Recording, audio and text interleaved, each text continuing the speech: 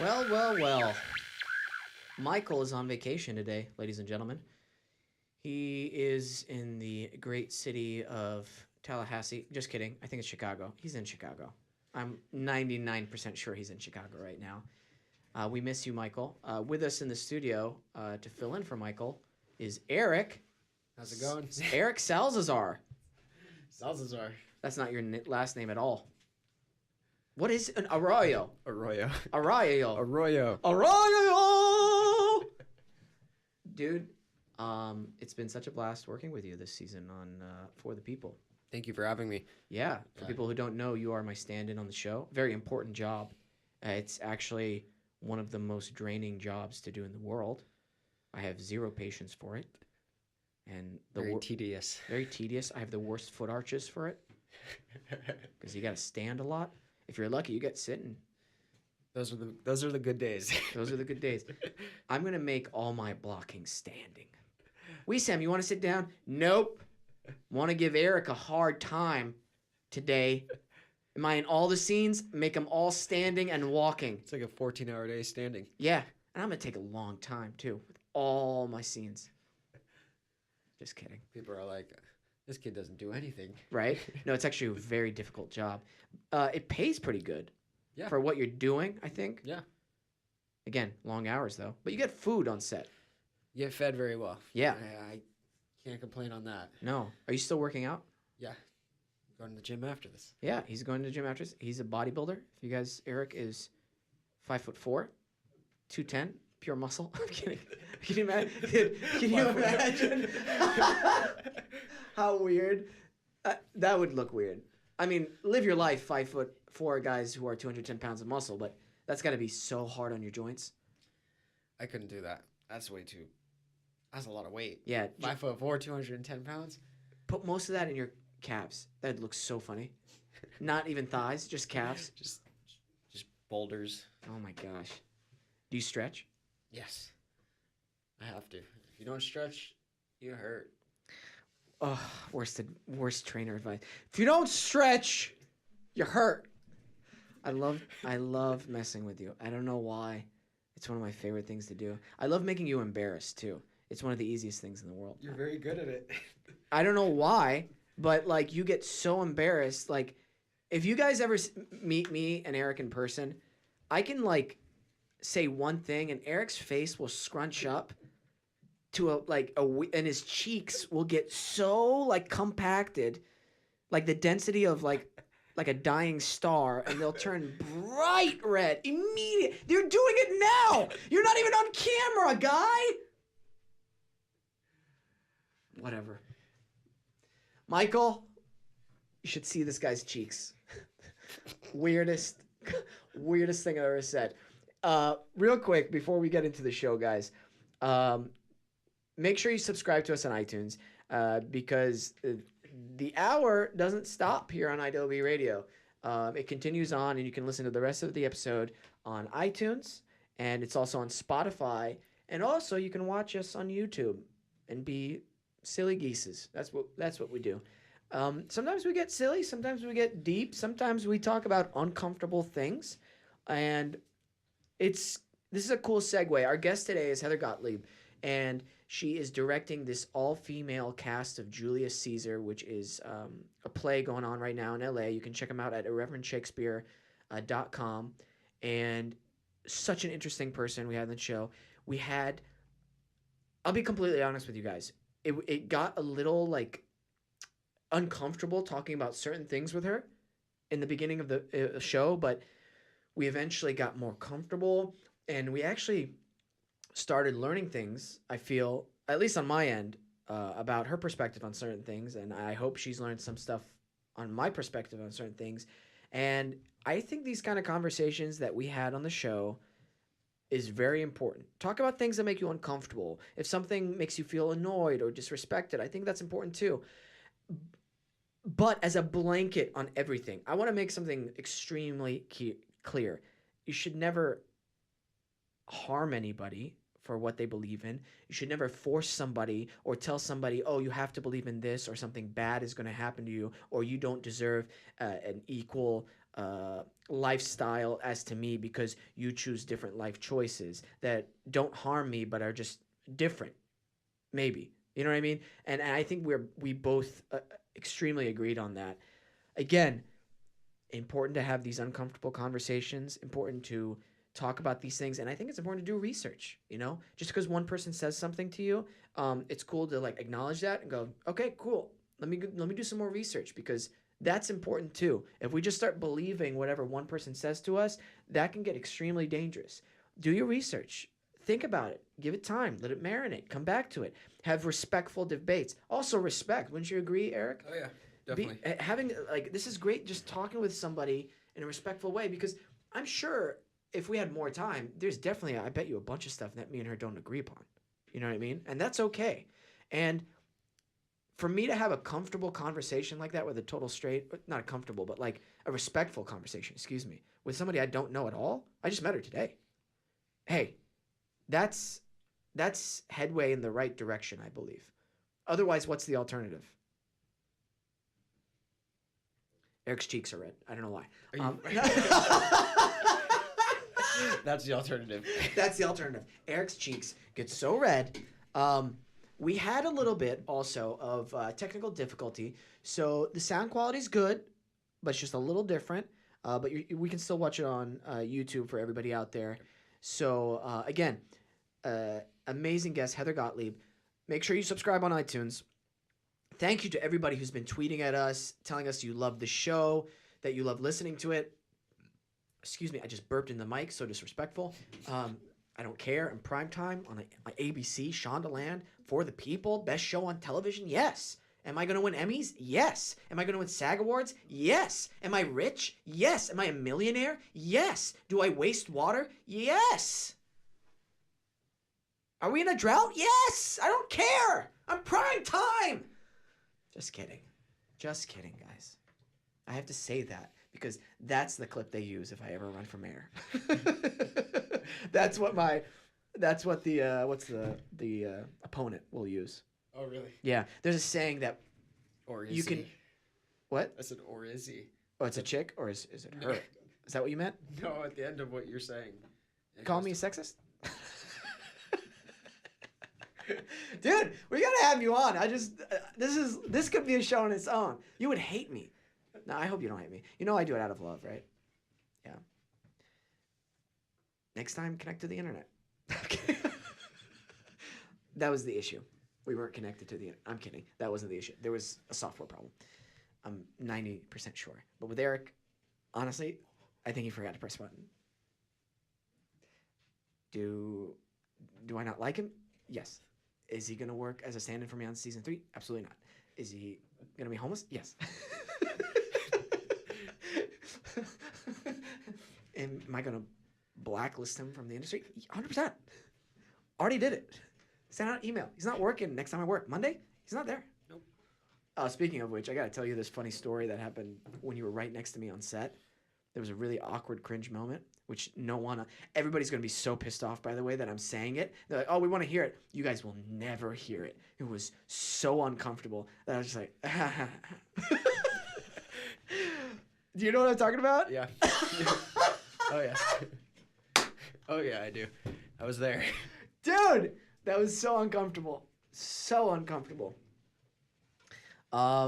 Stay tuned as well. Next week is going to be a Guys Morning podcast. It's not Guys Night, Guys Morning. Isaiah is going to bring in some coffee from Cafe Dulce, which we're really excited about. And he's going to bring in his god-ugly shoes that I hate so much. Have you seen them? They look like if somebody went to the future and came back, but it was a future that was run by Kanye West. Ugliest shoes I've ever seen in my life. The Yeezys? You know what? I'm not saying that word anymore. I hate that the way Yeezy. That's Yeezy. That's what it. I hate that. I don't like that, man. I'm not gonna say I hate. Don't like him at all. Strong word. Don't like him. Don't like him. Would I be upset if he disappeared on a desert island? Nope. Is that too extreme? Did we just lose listeners? Just a little bit. Hey, don't care. Prime time. Oh man, you know somebody out there is like, Wesam's the biggest douchebag in the world. They're partially right. I just like what? Why do I like being mean to people? I don't know. It's abuse. I don't know. You know what it is? It's the people I love dearly. I like the people I like a lot. I want to bust their balls constantly. What is that? It's a sign of love. It's weird, right? I want to pinch people I like. Physically pinch them. Be like, you're alive. We're alive together. Isn't this great? Pinch. Ow. Why'd you pinch me so hard? That's love. It's love. All right, guys. This was the craziest intro I've ever done. It's because Michael's not here, and I miss Michael. Said it to your face, Eric. Sorry. No, Michael, come home. Michael, come home. What's that? That's from the movie Hook, right? Oh, yeah, you're right. Run home, Jack. Go home, Jack. Come home, Michael. It's not the same at all. No. That's the worst. Ugh. Hey. Someone's got Peter Pan on their mind. I was going to introduce Heather, but not after you say that. Someone's got Peter Pan on their mind. Ladies and gentlemen, let's give it up for Heather. That's it. That's her intro. Congratulations, Eric. Let's give it up for Heather. That's the intro. That's click the button. Click the button.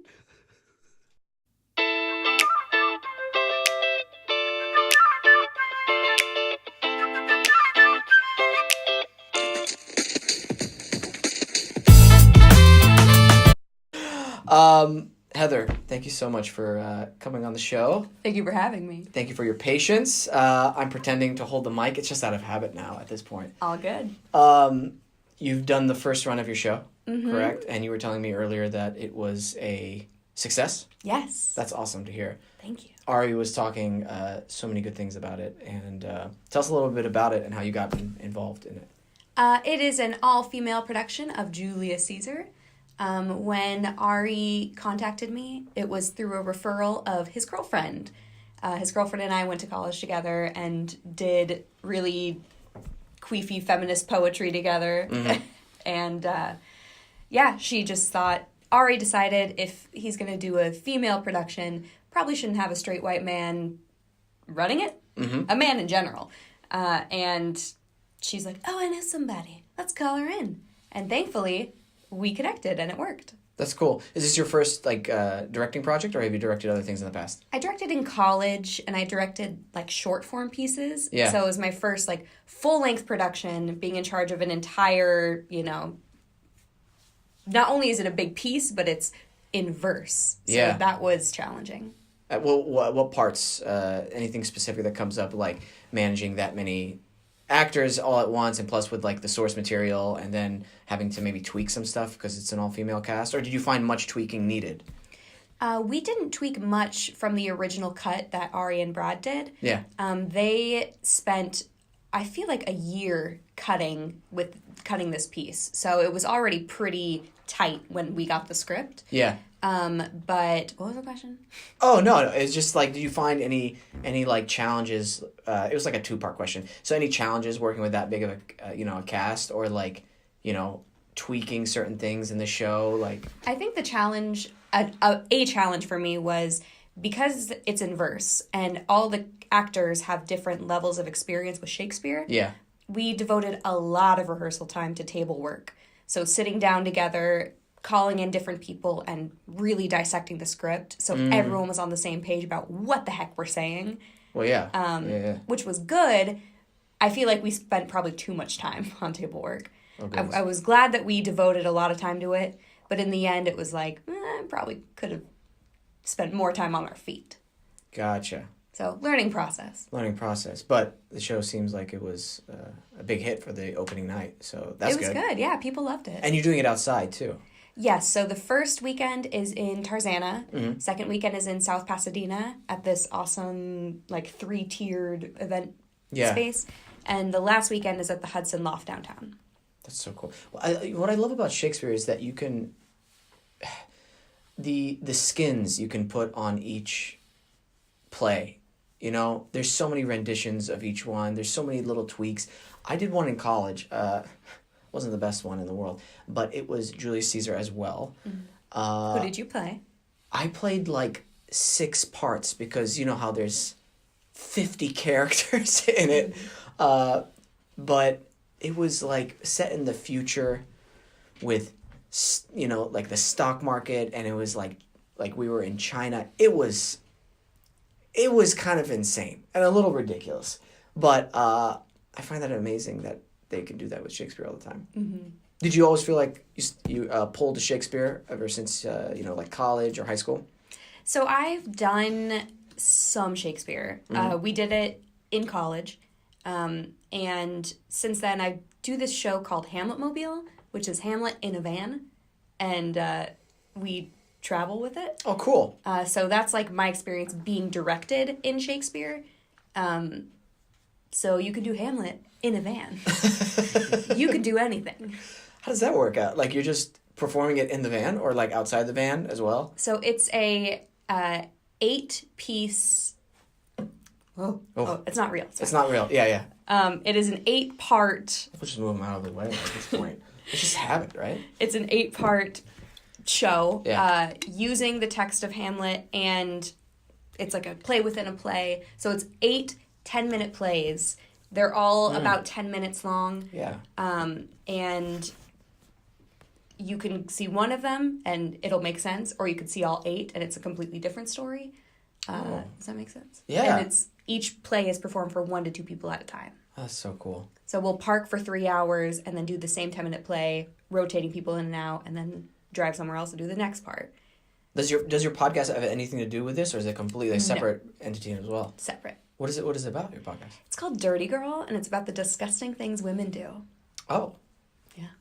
Tell us, like, what do you mean disgusting things? Like, women are gross. what people think, like, women do are gross, or just, like, really gross things that women do? So, I don't want to assume your gender, but I don't think you're a woman. You don't present as a woman. Okay. Women are nasty, and we talk about it with each other, but not with other people. Okay. So every time I've pitched this to, like, a stranger at a bar, some random drunk girl will be like, oh my God, like, I have to tell you about the time I pooped myself. Yeah. And then all the men are like, huh? So the first season is cut up into different... I spent a year, like, interviewing people, and we cut up each episode based on, like, themes. So we have, like, an entire episode of period sex, an entire episode on dating in LA, pooping... One of my favorite stories is this woman who shit in the shower, and she just had to, like, deal with the fact she pooped in the shower and decided, does she have to scoop it up with her fingers, or does she stomp it in? And there's a story about a girl...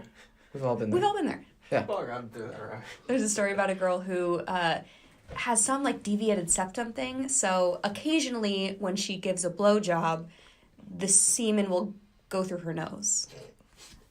Okay. These are, like, really personal stories, then, on the show. You probably really didn't expect this. No, not really, no. I don't mind it. I just was... This is a little bit of a... Okay, cool. Why do you like to do the podcast, though? Do you think, like, is it, like, just fun? Is it the thing people need to get more comfortable with? It's, on one level, just funny and fun. Yeah. And I love hearing these stories because I'm disgusting. Yeah. It came from the concept of, like, I'm a rancid human being, and I know that the women around me are just as gross. And also just getting people to not be ashamed of their body and to not be ashamed of their grossness, specifically women. Yeah.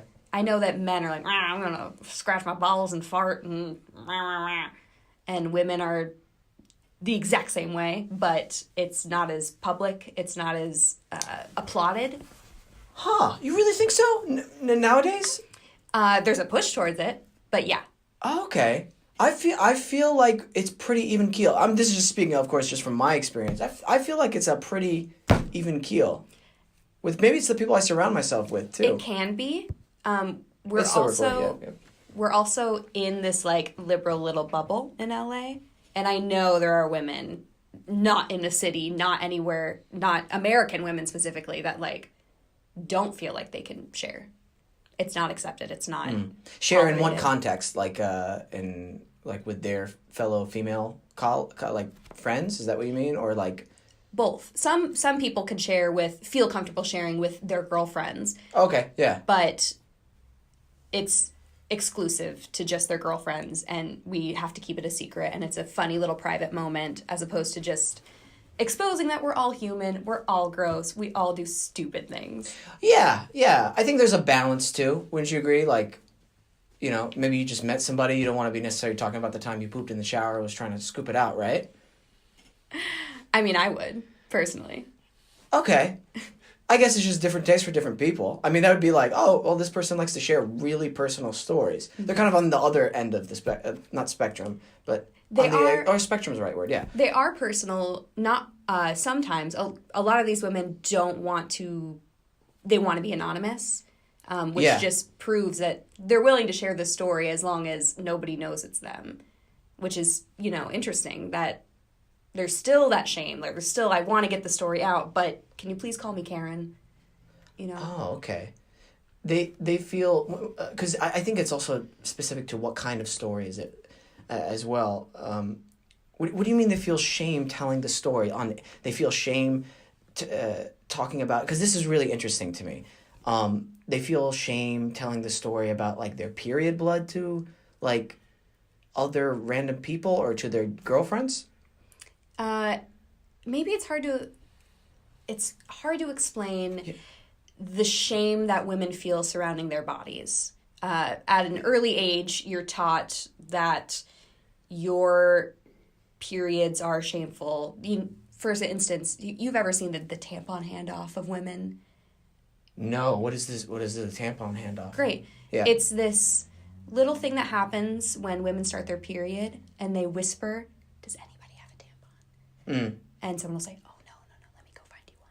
Yeah. And then somebody will, "Oh, I have one." And they'll say, "Come here." And they'll somehow, like, in their sleeve, like, secretly hand it to you. Yeah. So you can go to the restroom and then you can take care of it and nobody ever has to know. Yeah. Right. You didn't know that's a thing. No. You know what's funny? Because I take it more as like, as a courtesy, like, I'm not ashamed. Excuse me. I'm gonna go use the bathroom for whatever reason. But me as the other person, it's not like, oh my God, dude, she has her period right now. Do you know what I mean? That's an absolute ridiculous statement. That's to great say out loud. of you to think that, but a lot of people don't think that way. Okay, yeah.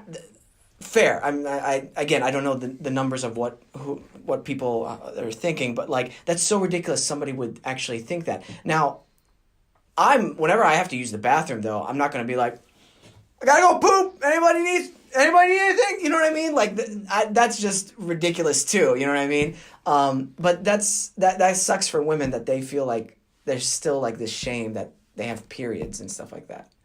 Well, I mean, and there are parts of the world where women no access to sanitary products. Women have to skip school. Yeah, that's like even on the really, really extreme end, and that fucking sucks for women. How do you think homeless women deal with having their periods? No access to menstrual in America. What are they supposed to do? Yeah. They either eat or they purchase a $10 pack of tampons. Yeah. I mean, that just sucks. I mean, trying to be homeless and just use the bathroom, I always think about that. Like, you got to find someplace to go, or if you're lucky, you get to go into an establishment that lets you go inside and use it. I mean, that just sucks. Absolutely. So with this podcast, you're making women more comfortable to tell kind of like their funny stories or their certain experiences they've had with it. So people are like, okay, this is more normalized thing. I've experienced things that these people have experienced. Stop whispering about what you're afraid of and just start sharing it, because you'll find out everyone has these hilarious, gross anecdotes, and just normalize it. Reclaim your shame. You don't have to be sorry. Yeah, you don't have to be sorry. Absolutely not for a normal human bodily function. I think that's absolutely ridiculous to be sorry. But I'm kind of like in the middle road type of person where it's like, I don't want to be like, again, sharing be like, man, my balls smell so bad today, guys. Like with people I just met or like in a work situation, because they'll be like, we don't care. We have to work right now. Does that make sense to you? It does. But so I'm not just the podcast doesn't just talk about bodily functions. It also it talks about women sharing sex stories. Yeah. That's a big thing where women don't feel like, this is a big generalization, but Yeah. a lot of women feel like they don't have the space to talk about sex. They don't want to be claimed a slut. They don't want to be dubbed anything other than, woman. Yeah. So This is a very, like, it makes me uncomfortable in a good way talking about this, because I'm always curious to know exact definitions of words, okay? And first of all, let me just be really clear stating it. I don't believe you should bully anybody. I don't think you should judge anybody for any life choices they make.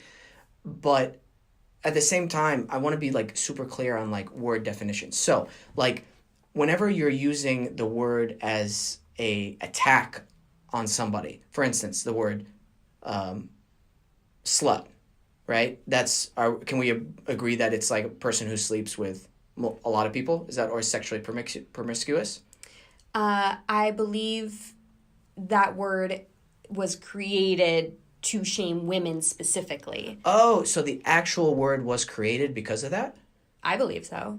I believe, if anybody... I don't know. That's why I'm asking. If someone calls you a slut, they'll call you a man slut.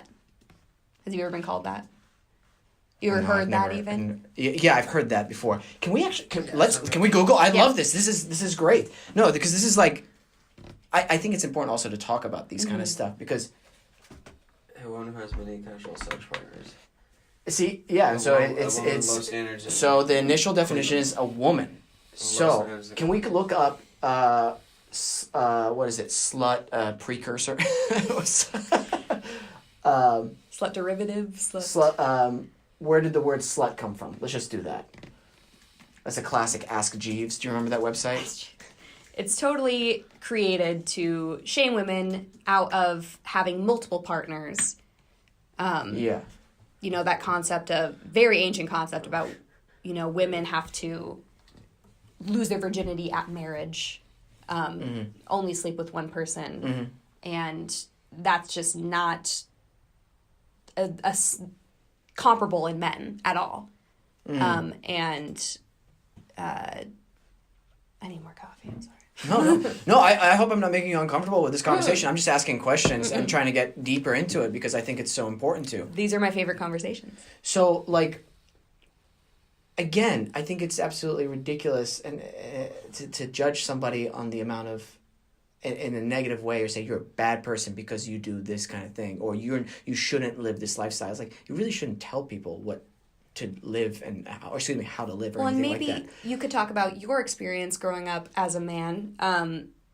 I know when I was growing up, if a girl were to have, shown somebody her boobs, she would be known as the boob girl throughout until she graduated high school. And the guy who saw the boobs would have been a champ. Would have been patted on the back, would have been, so it's, Yeah, especially like growing up in like a middle school, you know what I mean? Like that's your whole world, right? Can we agree that there's nothing else outside of school whenever you're a kid? There was this girl who sent a boy a photo, and to this day I still remember and like have this association about like, oh, this girl is the girl who sent her boobs. Yeah. And there was no backlash against the men who sent it all around school. Yeah. And how everybody shamed her, and how when really it's, come on, are you kidding me? You're going to coerce a girl into doing this and then shame her and then show everybody, and now she has this reputation about being easy, about being a slut, about being, there's a girl I interview in my podcast who talks about how she wanted to be liked, she felt the need to be cool, and she ended up losing her virginity to someone who didn't know he was taking her virginity because everybody had already associated her as the slut, the easy one, That sucks. Yeah. Yeah. So around like the 1300s, originally, I looked on other sites as well. Yeah. but it's basically originally meant dirty, or no, it went to a man was referred as a slut. It was a man. Uncleanliness was the first recorded version. And then it's Sexual? No, just uncleanliness, dirtiness. He wasn't kept well put together. And then in the 1400 in a tale. The Canterbury Tales? Yeah, okay. it referred to that man's untidy appearance. And then it goes to... Interesting. Then they go into a woman saying a woman's a slut after that. So it's evolved into an attack... On women, yeah. Used for mostly women who are promiscuous in a negative connotation way. Yeah, it said around 1450, late Middle English language, described a woman as dirty or referred to a prostitute. To shame women out of having multiple partners. To shame them out of having multiple partners. Very interesting. I wonder what was the turning point then. It was probably during the... You said what years? Originally it was like 1350 or 1386, and then it went to 1450. I mean, I would argue that's still how it's mainly used. Oh, yeah. And Yeah, I don't disagree with you on that, and I'm curious to know what in that time period historically was happening to where they like shifted that name. Of dirty man to... Yeah. That's what I'm curious about. I got some homework after we're done with this. That's very interesting. Again, I don't think, and I believe this is what you're saying as well, whatever kind of lifestyle you want to live, you shouldn't be shamed for it. You shouldn't be judged for it, whether it be you want to sleep with multiple partners, whether you want to have a more conservative lifestyle. That's your life. You should live it the way you want it, and you shouldn't be shamed for it. Am I mistaken by that? No. Okay. And also, what am I trying to say? Even if, like, you can be claimed a slut for no reason, Like, someone could say you're a slut based on, like, you could call me a slut because I got some cleavage today, Yeah. And that's shaming me for expressing my sexuality, just existing in this piece of clothing. Again, that's attacking somebody on your predetermined judgmental stats of what makes a good person or what makes a bad person. So just fuck them. Fuck them. Yeah. You a slut. Yeah, that's just... Be like, great, thank you. At the very least, it's a very, like, rude thing. Hey, live your life. It's hard, man, but it's hard to, like, talk with people like that who have very ingrained or deep-rooted views and kind of, like, a religious view on the world or a way you should live in the world. It's hard to talk with people like that. Do you think there's a way to start bridging that gap? Because we're going to have different views on stuff. Do you know what I mean? Like making it a conversation, bringing it out, and calling people out as uncomfortable as it is in the moment. There was a piece that went viral last year that is problematic, but I can't remember what it's called. It was like a Vox piece or a Medium piece, and it was a fiction piece about this girl, chatting with this guy, and then she ends up sleeping with him and realizes she doesn't really like him, and he just keeps, texting her, chasing her, and she tries to distance herself, and then he sends her this long list of angry messages, and at the end just calls her a slut. Yeah, he's a psychopath. He's a guy who doesn't know how to deal with his feelings. But it became viral because so many women have had that experience where somebody, they did or didn't give somebody something, and now they're being categorized as this, or he's trying to shame them because now he won't give it to them. Being called a tease, being called, so many names because you won't give this man what he wants. Yeah. It's very common. I know people, especially secondhand, not in my close friends anymore, and there's nobody in my life that I think I surround myself with like that anymore. But like growing up, I know guys would get upset with girls whenever they wouldn't give it up to them, and it's just like, I don't know, maybe it's just the way I was raised. And again, I was lucky to have the parents I had, and I was raised in a very positive and non-judgmental ways of other people. But like, that's so ridiculous to me. Like, that's so like it comes from a like not just an immature but an angry and chaotic place from someone to do that to another person. And it's so normalized in our culture that a lot of people aren't having this like reflective thought like you're reflecting right now on it. A lot of people don't think twice about it. And can be challenged, but why would they change if no one's challenging them, or they're being challenged but there's no actual consequences to their actions? How do you feel then on certain words being used in like stand-up comedy or let's take like TV shows or movies then? Well, I'm not saying don't use that word. Yeah. I'm not like offended by that word at all. Because here, can I share a story with you? I was told by somebody extremely aggressively, no, you can't use that word. And this is what happens to me internally. When somebody says, I can't use a certain word, and there are very few exceptions. Right off the top of my head, the N-word, I never used it. I don't want to use that word. You know what I mean? In any kind of sense, because I understand the... hurtful is not even a good word, but how that word was used for centuries and continues to be used with hate and violence. Like, I don't want to use that word. I will not use that word. But then you start getting into this like tricky area of like, okay, these words are okay and these words aren't okay. Then who makes the words that are okay and who doesn't make the words that are okay? That's always something I'm like, okay, well, is it used in like a historical movie? Is it used in a historical context? Then is it okay? Or is it okay if it's in a joke? Is it okay if it's not a joke? Does that make sense? I think it has to do with, there's no like set rules about usage. But if somebody tells you this word is hurtful and this is why, listen to them. Yeah.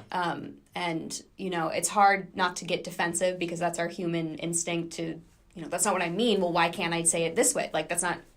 Don't you see that I didn't mean to hurt your feelings? See, that's different though. That's different when somebody says that's hurtful to me, because I don't want to hurt people. You know what I mean? So it's like, I would suggest asking them why, why they personally don't like that word, as opposed, because I do feel like a lot of people say, like you said, well, you can't say that. Yeah, and then I get defensive, like, right. You can't tell me what to do. So I would suggest next time saying, I would love to learn why you think I can't say that.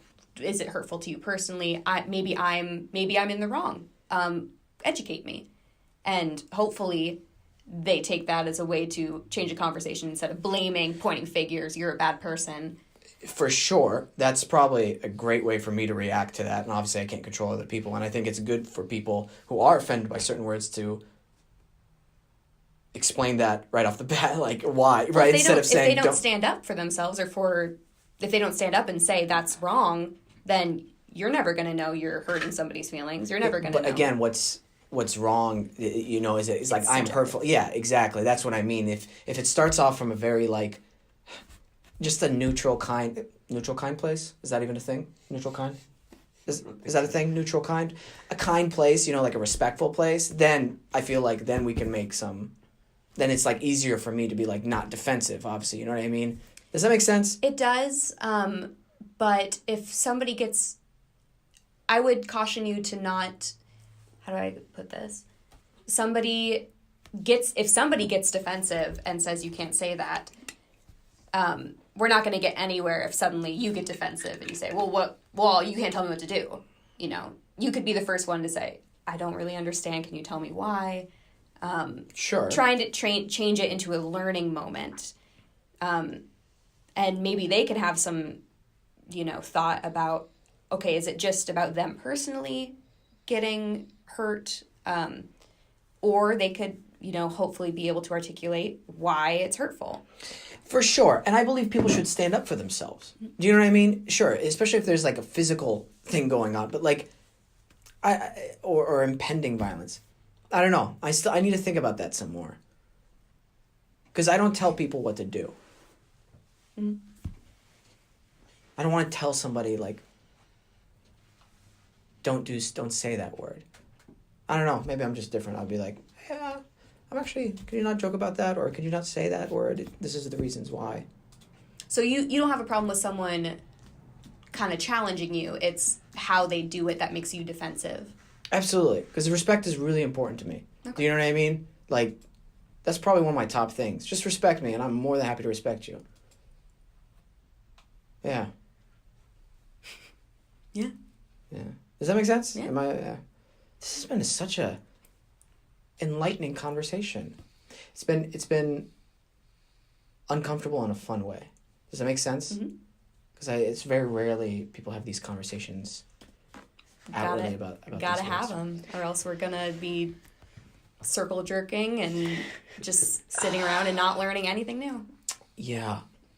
And it helps me articulate what I'm thinking and feeling too, because we rarely get to practice that as well. And there's also space, I think it's super important. There is space to learn, and there's space to say something, and then tomorrow realize that you actually feel differently, or you know what, I've learned since then, and I feel like so many people are afraid to have these conversations because they don't want to say the wrong thing. And there are space as human beings to learn from it and Right. say, you know what, I feel differently now, or I see what you're saying, or you know what, no, I don't. Yeah. Does that make sense? Absolutely. As long as it's done in a respectful way, I think, again, that's one of the most important things. I had somebody I went to high school with who, I shaved my head in April. Okay. And I... That was so dramatic, by the way. I was like, yeah, I know, you're bald. I saw your picture. He was like, I shaved my head. Wesam, you have to know this. I am bald. I shaved my head in April, and I posted a picture on Facebook, and somebody I went to high school with commented and was like, you look really androgynous. And he meant it as not as a compliment. He meant it as something aggressive, and I didn't take it that way. I didn't, who fucking cares what some kid I went to high school with thinks anyway. But a lot of people, Facebook warriors jumped to my defense and started, getting in these fights with him. And 6 months passed, and he messaged me on Facebook, and he's like, you know what, Heather, I've learned a lot in the past 6 months, and I just want to apologize. And, you're beautiful just the way you are. And because he was really, he was posting some obscure Bible verses about how women have to have long hair. It was wacko. But, there's space for that, to say, you know what, I've learned a lot, and, I'm sorry. Or I've learned a lot, and this is where I've come now. Yeah. He meant it as an insult? Yes, he meant to insult me with that. As androgyny is supposedly something which is bad. Hey, God, get better at your insults. That's the weirdest. If you're gonna don't insult people, but that's just it's such a weird insult. And I didn't take it as anything. I didn't know it was an insult until people were like, "Hey, I think she's still beautiful. I think she's still feminine." And he's like, well, I don't, and women have to have long hair. And it was like, huh? Also, androgyny is not a bad thing. That's truly not insulting to me. No, that's what I mean. That's why it's so kind of... Putting my hat back on. I can't tell if I'm hot or cold. It's cold without it on, and then it's... I turned off the AC. I'm sorry if it's getting a little warm. I'm checking Okay. on the time. We still got a few more minutes with you, right? Yeah. Okay, cool. Yeah. Yeah. So, you're from Arizona. We were talking outside earlier. Mm-hmm. And you went to school out here. What school was it again? Loyola Marymount. Don't know where that is. LMU. It's in Towards the beach. Marina Del Rey. Okay, cool. And your major? Theater. Awesome. Yeah. Great. And we were talking that you don't count those years as being in LA. Yeah, when people are like, how long have you been in LA? It's like, well, technically I moved out here in 2011, but I was in a dorm in this privileged little bubble, doing college things for 4 years. So I don't really consider that being in LA. I consider when I graduated, I moved to North Hollywood, I started waiting tables and doing theater and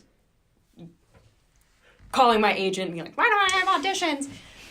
That's LA. Heather, something that this image of you, because I just met you, obviously, and it's evolving. I feel like independence is really important to you. Self-sustainability. Is this correct? Mm-hmm. Why? It's actually something I'm working on in therapy, is to like not have that need to like be self-sustaining. I want to be able to rely on other people more. And it's really vulnerable for me to rely on someone.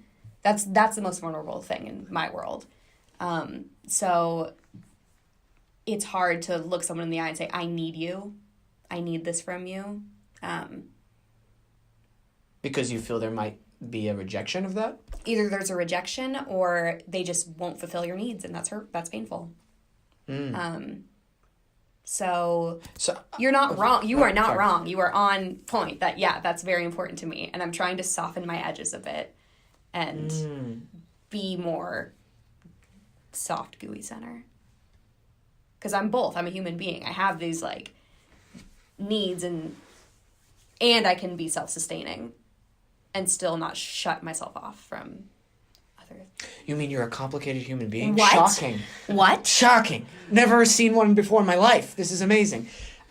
Which is hard because a lot of people are like, I'm fine, I'm real, Instagram. Which is just not the truth. I think I'm going to ask some more questions because now I'm just curious. So when you feel like when you rely on somebody and they can't fulfill that need, that's hurtful to you. This is what I'm learning about myself in therapy. Yes. Okay. This is clear to me now. Yeah. That's what I'm asking. Yes. Yeah. So that's hurtful whenever somebody else can't fulfill that need inside you. Mm-hmm. Okay. Do you feel happy when you are independent though, and whenever you can sustain those needs? Yeah, but it comes from a point of survival. It comes from the way I was. It comes from my background. Yeah. Being a child of an alcoholic, just like you have to learn to sustain everything yourself and raise yourself and do everything yourself, and you can't expect anything from anyone else because they're ultimately not going to fulfill those needs. So now it's like, now I'm an adult and I'm trying to reverse that and say, okay, it's safe to rely on other people. Does that make sense? Yes. I think that sparks more questions of defining exactly what our needs versus what our wants versus what's best for me in the short term versus what's best for me in the long term. Because I think dissecting those things is very crucial in finding something truly fulfilling that fills your soul. You know what I mean? And I think that comes with experience and that comes with time and it's continuously evolving. Does that make sense? To figure out what do you need in life. Example, I found one of my truly like, I feel truly happy and it's because it's inherently like I feel just good is whenever I'm helping other people. In any kind of way to help them get out of a tough situation or they need help with this or that or hey, I need some advice or hey, can you do me a favor or it's funny I say food bank but I've never gone to a food bank so maybe I should do a food bank but like going to a food bank and helping people that way it's like that to me it gives me that like I feel like I'm connected with something that's inherently good that's something good for our human brothers and sisters. Does that make sense? Yeah. What's the question? No, there's no question. I think I'm just talking like about whenever you find exactly what you need, that's what's I don't know, that's important. So you're figuring that out in your therapy sessions. Yeah, like not like abstract needs that fulfill me. Like how do I interpersonal relationships say I need you to communicate. I needed you to be there for me and you weren't. Super specific. Yeah. Oh, gotcha. Relational stuff, not like abstract. Like, I need you to tell me how you feel. I need to be able to tell you how I feel. I'm trying very hard to avoid surface level, which is hard. And dating is really hard. Yeah. How to because we're all, I do think it's partially because of this weird digital age where we're all filtered and trying to be great and trying to be perfect, and having trouble connecting on a real level. So, like, how do you do both? How do you do that? Yeah. I think a lot of people are in that boat. Communication is really hard. It's the key, but it's very tough. It's scary. Yeah. Especially when you're in a relationship. Because you're reading each other and it can just end bad. Yeah. Are you crying? No, I'm kidding. I'm just messing. Tired. Eric's my stand-in on the show, and we really? both had a long night last night, and so. What time did you get home? I didn't get home till like 1:30 and go to bed till like 2:30. Yeah, woke up at 6:30. Pretty awake. Heather, I want to say thank you so much for coming on the show. Thank you. And sharing so many personal things. We could talk for 10 more minutes if you want. Nah. No. I want to kind of close it out. That's why with the last 10 minute stuff, so people can come see your show, and I want to really push that so people can really experience this, because what I love about Shakespeare is every Shakespeare show, it might be a show you've seen before, a play you've seen before, but it'll be a completely different show, which is absolutely beautiful. So again, where can they catch the last few runs of the show? So you could go to irreverentshakespeare.com. We are Irreverent Shakespeare Project. When does this go out? Is this live? This Thursday. When does this? Oh, yeah, this goes out Thursday. This Thursday. Great. So it'll be... So our shows are the 7th, 8th, and 9th. Okay. In South Pasadena. We also have one final performance on the 15th at the Hudson Loft Space downtown. Oh, awesome. So whenever you guys are hearing this, this will be on the 6th or the 7th, and they'll have a show the 7th, the 8th, and the 9th. And the 15th. And the 15th. Yes. And you can find all their information at Irreverent Theater. Irreverent Shakespeare. IrreverentShakespeare.com. I highly recommend spending some time and go to some theater culture. It's actually one of the best things you can do. Seeing a live performance is something extremely special. It's totally different from going to the movie theaters. I don't think enough LA people especially go see live theater in town, and I don't think... and the actors are so good. I mean, theater in LA can be really awesome.